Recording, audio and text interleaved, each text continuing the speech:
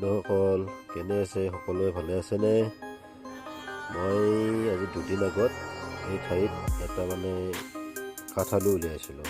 তোৰ পৰাই কাঠআলুটো ওলোৱা হৈছে। এইটো গাঁত দেখিছেনে কি ডাঙৰ আছিল। কাঠআলু যি নহওক, এই গছডাল কাঠআলুটোৰ এই গছডাল আকৌ এই গাঁতটোতে আমি লগাই দিম। আৰু সেইকাৰণে আমি কাঠআলুটোৰ আদাতে কাটিছোঁ। এইটো দেখিছেনে, আদা ওপৰৰ অংশত যিখিনি সেইখিনি খোৱাৰ উপযোগীও নহয়, টান হৈ যায়।